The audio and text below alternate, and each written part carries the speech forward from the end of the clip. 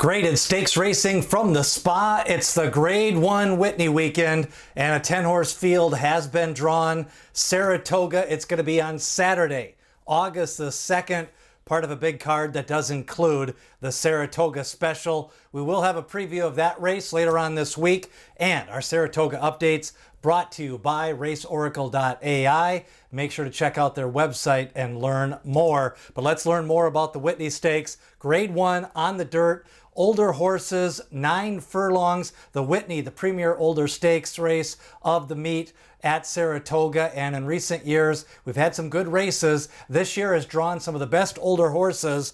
Let's take a look at this 10-horse field. It looks like 9 of them, maybe 8 will run. We could have a scratch or 2, but let's take a look at this Grade 1 field led by Mindframe. Now, he may scratch. He's only going to run if Fierceness doesn't run. Todd Pletcher entering Mindframe and also Fierceness in the Grade 1 Whitney Stakes. Skippy Longstocking, he's made his career running in multiple stakes races at different tracks. He's won at Oaklawn Park. He's ran big out west, won the Hollywood Gold Cup. Highland Falls, the 2024 Jockey Club Gold Cup winner. He came back in style, winning his debut in 2025. Mama's Gold, the New York bred, second in the commentator's stake. Then you've got Sierra Leone trying to get back on the winning track. He's lost a couple in a row to start off 2025, but he did close out last year with a big win in the Breeders' Cup Classic, defeating Fierceness in that race.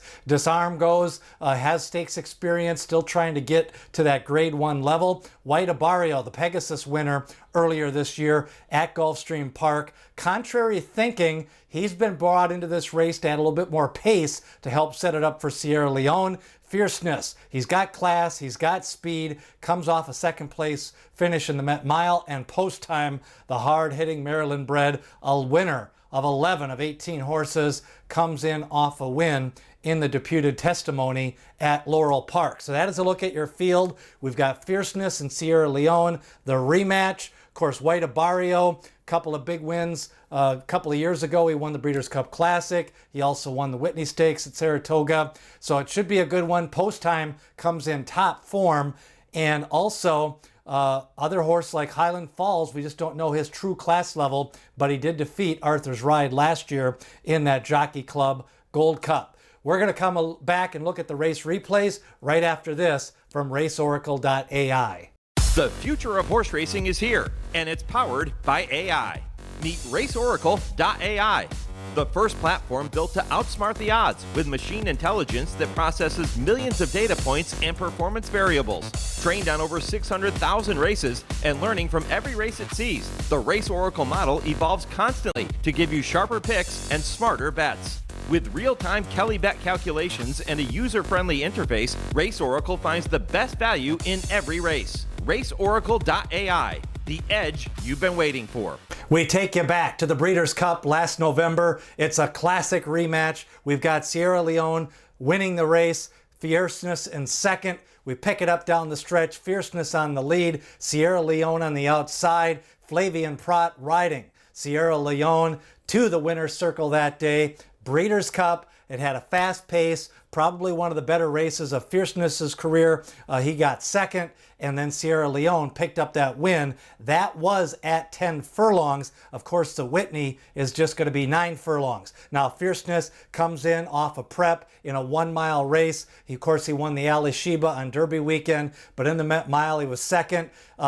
Ran a good race. A mile maybe just a little bit short for him. He likes to be freewheeling on the front end at 9 furlongs. That's probably his best distance. This seems to be a good fit for Fierceness, 9 furlongs at Saratoga for Fierceness. Now, last year, we had another matchup. It's a Travers Stakes. Fierceness winning that one. Torpedo Anna finishing second. Sierra Leone was third. Sierra Leone was favored that day. Fierceness ran a huge race, took the lead in mid-stretch, held off Torpedo Anna, and of course Sierra Leone comes in off a nice workout the other day at Saratoga. He's 0 for 2 in 2025 to start off the year. He does need a fast pace. He did lose the last time to Mindframe in the Stephen Foster. Now we've got the older horse, Highland Falls. Let's go back to the 2024 Kentucky Jockey Club at New York. It's Highland Falls dueling with Arthur's Ride. He finally puts Arthur's Ride away. Highland Falls with a big effort that day, trained by Brad Cox. He ended up running out of the money in the Breeders' Cup Classic that year. Now he starts off this year. They give him more time off. He came back in an allowance race. He wins that. He was bet down pretty heavily that day. Seems to be in good form. It's only his second race of the year, but he won that allowance race, and he seems fit to give a good account of himself here in the Whitney Stakes, and he doesn't necessarily need the lead. He can come from just off the pace, can Highland Falls. Now, White Abarrio, tale of two different horses. You know, he won the Breeders' Cup Classic a few years ago. Let's take you back to the Pegasus Stakes, biggest race of 2025 for the older horses. Gulfstream Park wins this one with a powerful move going into the turn, ends up drawing away.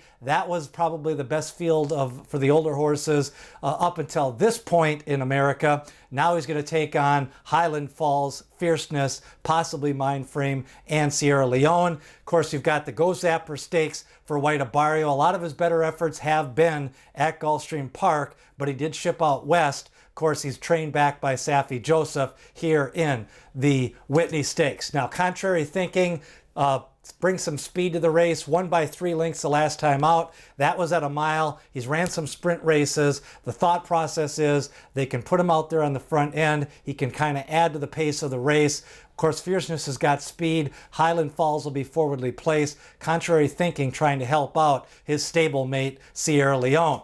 Now you've got Skippy Longstocking. Lifetime 11 for 32, over $3.5 million won. Of course, the Hollywood Gold Cup. He won the Challenger Stakes at Tampa Bay. He's won that a couple of times.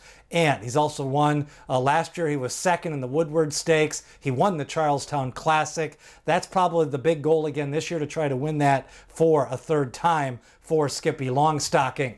Mindframe expected to scratch only one of two. Either Fierceness will run or Mindframe will run. He did win the Stephen Foster, a big effort for Mindframe.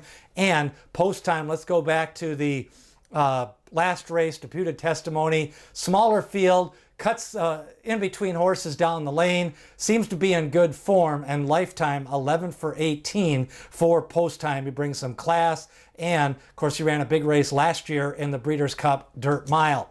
Now the pace of the race, I'm going to put Fierceness on the lead. I'm not sure contrary thinking is going to be a total rabbit in this race. He's going to be forwardly placed. I think he's just in there to make sure the fractions don't get slow. White Abarrio should be forwardly placed. Highland Falls sitting third or fourth. Then you've got post time more further back, along with Skippy Longstocking, Disarm, and Sierra Leone probably going to try to do it, coming from way back, probably 7 to 8 lengths out of it at the 6 furlong mark. A lot of pace possibilities in the race. Fierceness in good form coming out of the mile, stretching out. Always giving a good account of himself is White Abarrio, Skippy Longstocking, and Sierra Leone. My top choice in the Whitney Stakes, I'm going to go with White Abarrio.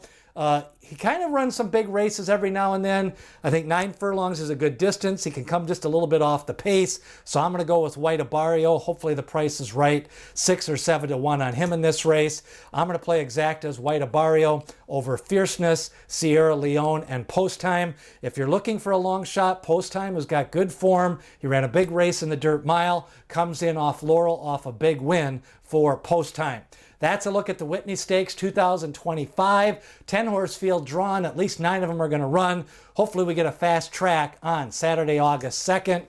Juvenile winner updates have started for Future Stars Friday. Every Saturday morning, look for those. We've got 3 updates already on the channel. Watch for that. And like and share with your friends who are into horse racing. Make sure to share on Facebook and YouTube and point out these videos leading all the way up to the Breeders' Cup to your horse racing friends.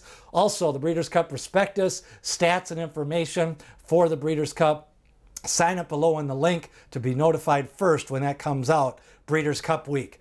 RaceOracle AI bringing you your Saratoga coverage and the exciting Whitney Stakes on Saturday. Who do you like? Leave a comment. Who are some horses you're looking at? And remember what D. Wayne Lucas always said, people have opinions, horses have the facts.